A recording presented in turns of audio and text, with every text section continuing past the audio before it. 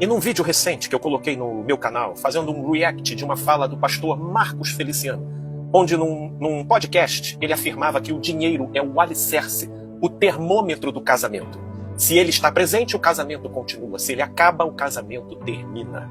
Óbvio que eu refutei essas falas e, na minha reflexão, um amigo aqui chegou comentando o seguinte: meu patrão, já vi alguns vídeos seus com bons comentários.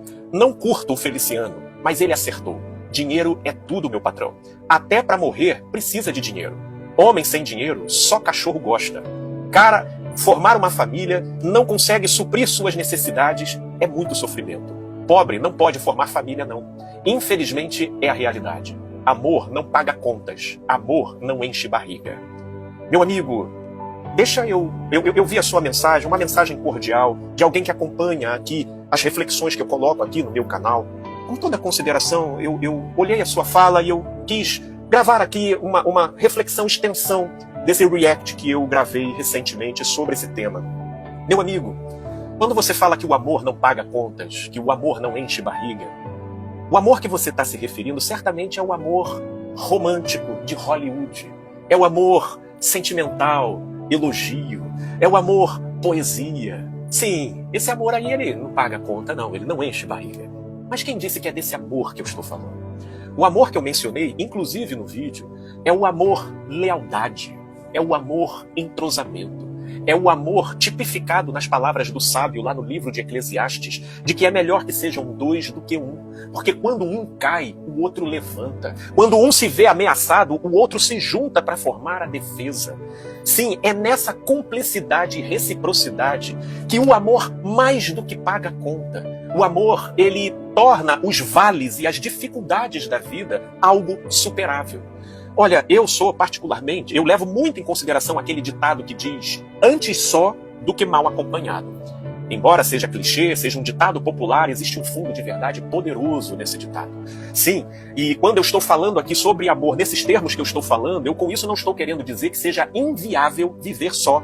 Não, antes só do que mal acompanhado. Agora, uma vez que numa companhia uma pessoa encontre o amor, aí ela encontrou uma propulsão para o crescimento, ela encontrou uma base num terreno movediço, ela encontrou um porto de consolo e de ânimo no meio da tempestade.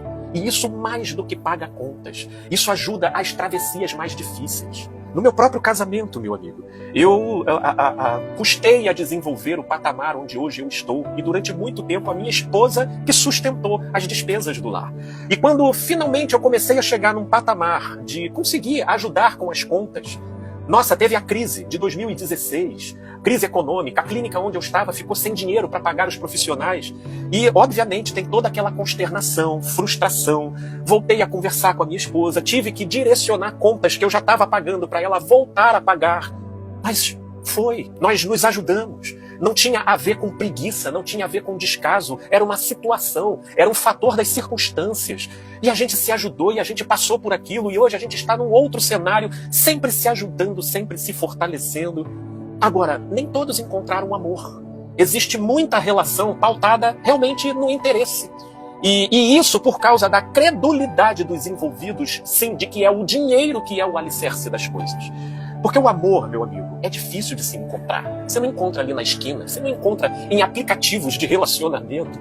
Amor não está no Tinder. O amor ele acontece. Agora, fica infinitamente mais difícil. Se já é difícil encontrar o amor, fica muito mais difícil acreditando no que você acredita, meu amigo. Sabe por quê? Porque nós atraímos aquilo que nós acreditamos. Isso pelo fato de, acreditando que o dinheiro é o alicerce e que sem ele nada é possível, para começo de conversa, até quando a gente quer ser simpático e educado com o outro, a gente já começa chamando o outro de meu patrão.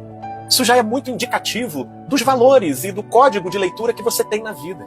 Entende? E aí, olhando e interpretando a vida sob esse eixo interpretativo do dinheiro como o alicerce das relações, vai ser inevitável você atrair pessoas com os mesmos valores e as mesmas crenças.